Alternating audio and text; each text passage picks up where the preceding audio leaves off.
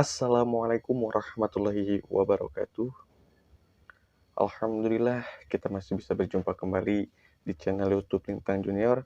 Semoga dimanapun kalian selalu diberikan kesehatan, dijauhi dari mara bahaya, dan tentunya untuk kalian yang sedang sakit, semoga cepat diangkat penyakitnya dan diberikan kesembuhan. Amin ya Allah ya Rabbal Alamin. Kali ini saya akan membahas tentang bagaimana sih caranya agar kita itu saat mendaki di gunung manapun, agar kita itu selamat dan tidak digoda oleh makhluk halus. Nah, ini untuk kalian yang suka mendaki wajib tahu, karena di setiap kita mendaki gunung itu pastinya ada tata cara tertentu atau tipsnya ya, agar kita itu aman dari gangguan-gangguan dari penghuni gunung tersebut. Nah, untuk kalian jangan lupa dukung terus channel YouTube Lintang Junior agar selalu memberi wawasan yang baru untuk kalian tentang hal spiritual atau hal gaib. Dan kita langsung saja mulai ke pembahasannya. Nah, untuk kalian yang suka mendaki gunung, baik wanita atau laki-laki, remaja atau yang sudah dewasa, nah, perlu kalian ketahui, di setiap gunung itu, dimanapun, pasti ada penghuninya, baik yang positif atau yang negatif. Nah, pasti ada. Dan bagaimana sih caranya agar kita itu terhindar dari gangguan-gangguan penghuni gunung tersebut. Nah, ini tips yang sederhana khusus untuk kalian yang muslim. Nah, ini monggo disimak ya. Bagi yang muslim, pastinya yang pertama kalian itu sebelum berangkat dari rumah ya. Dari rumah itu kalian harus berbaca doa dulu khusus untuk keselamatan kalian.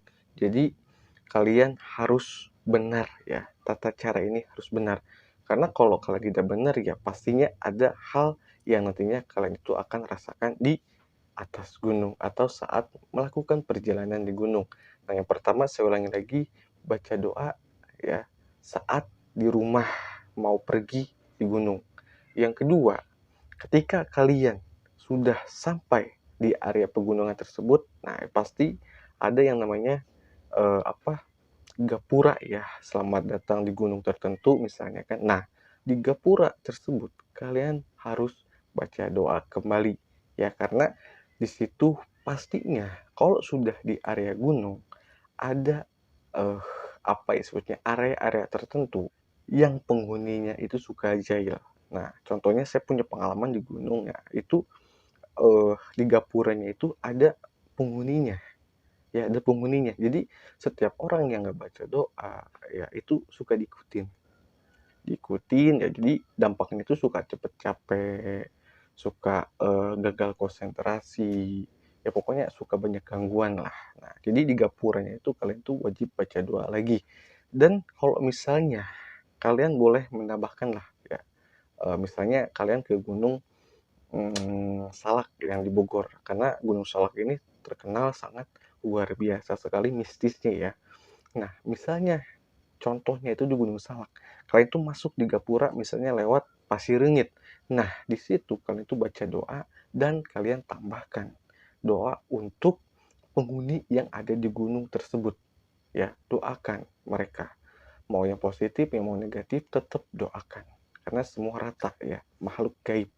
Kalian doakan yang ada di penghuni gunung ya, dan kalian minta untuk dijaga ya, minta dijaga dari saat melakukan pendakian dan nanti turun, agar kalian itu selamat ya, naik selamat, turun pun harus selamat.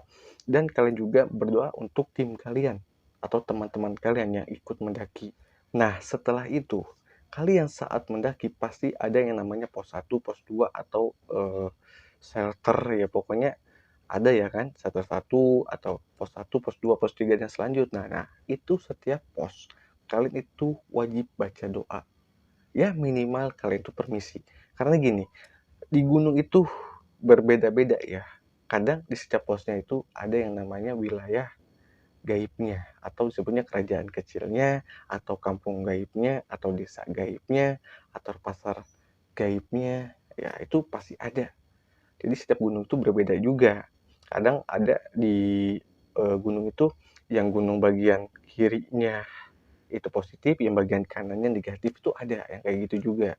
Nah, Untuk menjaga hal itu, makanya di setiap pos itu ya, kalian itu harus baca doa. Walaupun baca doanya itu sambil jalan. Ya, misalnya mepet waktunya nih, darurat. Kalian tuh harus jalan. Nah, itu nggak apa-apa. Baca doanya tuh sambil jalan.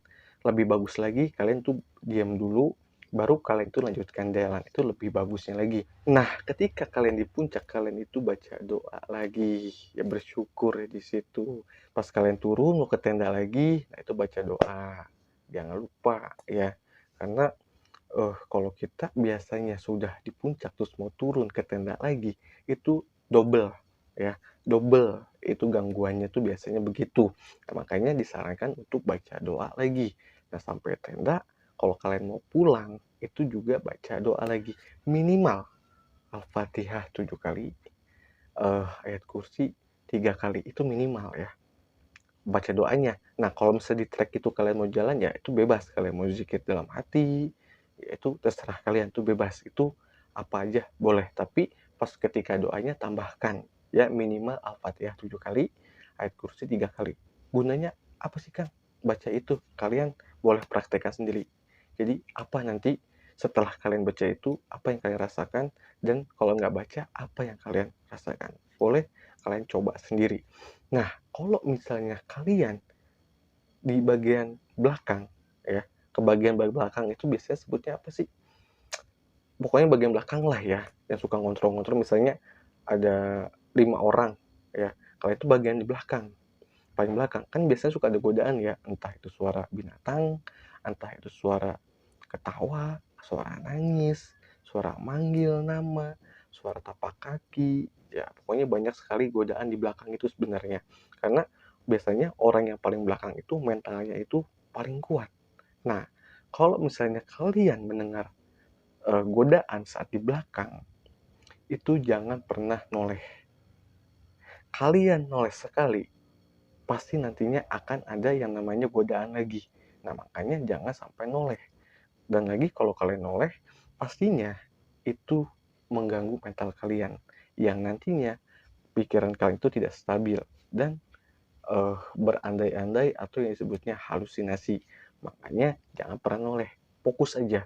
Kalau misalnya kalian sudah merasa mental kalian terganggu, lebih baik kalian tuh ngobrol sama yang di depan kalian. Ngobrol apa kek ya, terserah kalian.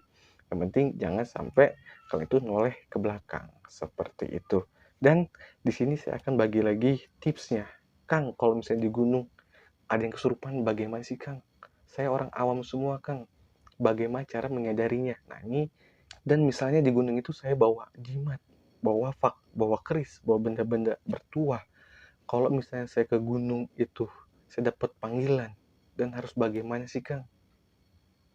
Dari yang penghuni gunung itu saya dipanggil. Nah, ini akan saya bahas di part 2-nya atau di video berikutnya. Dan untuk kalian, jangan lupa di-subscribe, di-like, dan ditekan tombol loncengnya agar kalian tidak ketinggalan video yang nantinya saya akan buatkan. Salam kenal dari saya Lentang Junior. Semoga video yang saya buatkan menjadi suatu hal menambah wawasan untuk kalian. Amin ya Allah ya rabbal alamin. Saya pamit. Wassalamualaikum warahmatullahi wabarakatuh.